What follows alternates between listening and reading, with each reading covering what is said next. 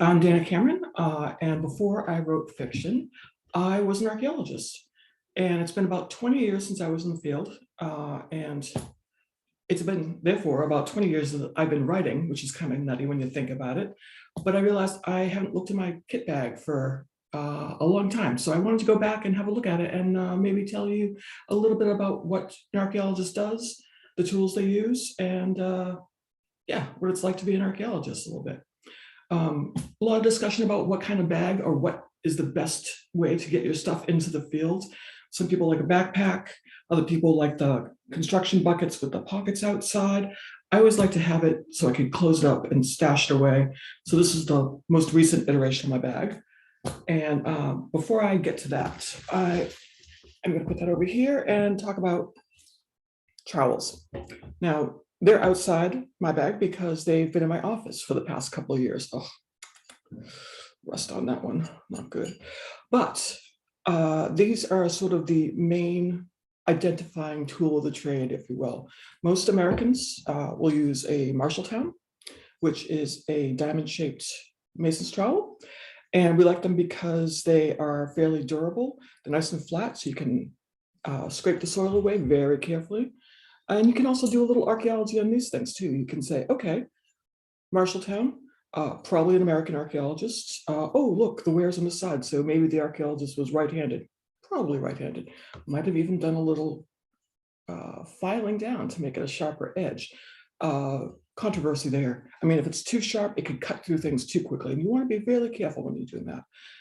You have things like initials carved on the side. And this one has what was popularly known as a flea collar, basically a piece of flagging tape to help you find it, because it's all brown and you're working in dirt, and sometimes a bit of flagging tape is a good idea to help you find your stuff at the end of the day. Now, I also have this trowel, which is a WHS trowel from England, and I learned about those when I lived in England and did some archaeology there for about a year. I like it because it's smaller than the Marshalltown. The Brits refer to this as whacking great things. But these are very good because they can get into small spaces. And when you work in New England like I do, small spaces in amongst stones and such is a reality of life. Also a bit thicker too, so it can put up with quite a lot of rocky soil and everything. So I used to walk around with these stuck in my belt like I was, carrying a katana and wakizashi like I was some kind of samurai or something. But there you are. But they're often personalized, and people have cults about how small they can get the trowel before it's actually not usable. So so they've been outside the bag for a while. Now, I'm gonna go look in. Now, it's been in the garage, and it's a bit, a little damp. I don't see any mold on it. It's damp and plaster, and I suppose I'd smell the same way if I hadn't been outside and in 20 years. Now we have, oh, goodness me, okay. All right, measuring gear, measuring tape. A lot of places will want a imperial measurement because they think that's better to line up with old measurements on old maps. Some people want metric just to keep everything consistent. I usually have some kind of combination of both. You end up collecting these around the site all day and putting them on your belt. So at the end of the day, if you're not careful to put them all back, your trousers will fall down and go clunk, which is, as I understand it, not the way that most ladies make noises when they're getting undressed. They usually like whispers of silk and things like that, but no, I definitely clanked. Measuring sticks for doing, for looking at the unit. Now, the reason we have all these measuring gears, and I know that I had longer like many meters, 50 meters, 100 meter long tape in the basement, is because the whole thing about archaeology is about context.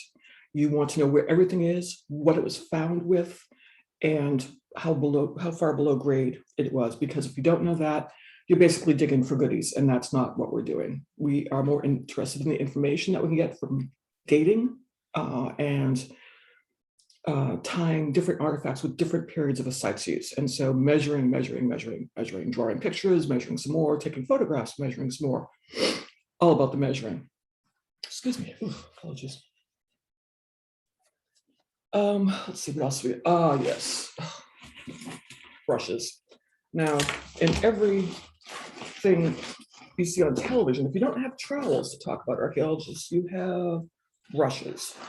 And it's mostly to keep, keep the soil tidy, if that makes sense. We're often brushing dirt. We're brushing dirt off of 400-year-old artifacts. So we always have a couple of these on hand just to keep the crumbs away. And that's particularly important when we're taking photographs, because remembering the context, remembering all those measurements, remembering where all the artifacts were found, that's the context. And this is another one of those aids that we use. So you always see brushes. Oh, this one had a loop for a belt or belt loop. Very handy. Would swing with a sort of kilt-like joie de vivre in motion.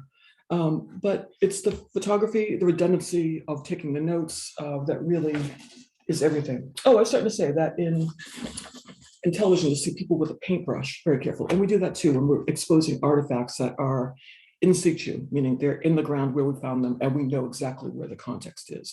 And it's very important to keep those cleared off, because that way you can see what you have. And if you're keeping your level very tidy with the trowel, bring it all down at the same time, you can see the other artifacts with that one within that level of soil that will tell you what's going on, one hopes. Oh, more measuring tapes. This one's a bit more for measuring artifacts.